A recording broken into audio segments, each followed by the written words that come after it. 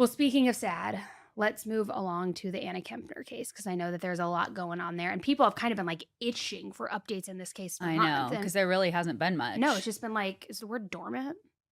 Kind of, Yeah, right? Like silent. quiet. Yeah, silent. Okay. Well, So, yeah, today, guys, we have some big breaking news on the heartbreaking homicide of 18-year-old Anna Kepner. And for those of you that maybe haven't known a whole lot about this case or didn't follow it when we talked about it on Headline Highlights last fall, I'll give you just a quick recap. But basically, what started off as a normal family vacation aboard the Carnival Horizon cruise ship in Florida ended in complete tragedy on November 7th when Anna was found deceased inside her cabin room aboard the ship.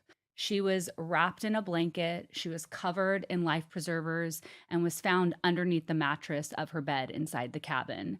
And she was sharing that cabin with her younger stepbrother and her biological brother. Later, the autopsy report confirmed that she died from mechanical asphyxiation, specifically from what's called a bar hold, which is essentially when a perpetrator takes their arm and holds it against a victim's neck. So immediately her death was ruled as a homicide.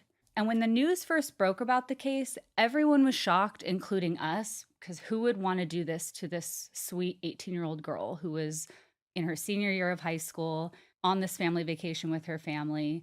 And we've heard so many cases over the years about cruise ships, people going missing, and just deaths that are unsolved. However, early on in this case, this one seemed a little bit more personal than what a lot of people had anticipated. Because even as early as December, a lawyer for Anna's stepmom announced that Anna's 16-year-old stepbrother, who is being referred to as TH because he's a minor, was sharing a cabin at the time of the death with Anna and was looked into as a suspect by the FBI. In fact, the FBI at the time was even considering pressing charges at that time. Even back in November, in the days and the weeks just after Anna's murder, there was word of security camera footage showing that he was the only one to go in and outside of that cabin room that night and was the last person to enter the door. So even before there was confirmation about potential charges, fingers were already being pointed at the stepbrother. And at the time, there were even rumors circulating that her stepbrother had this obsession with her and that may have even felt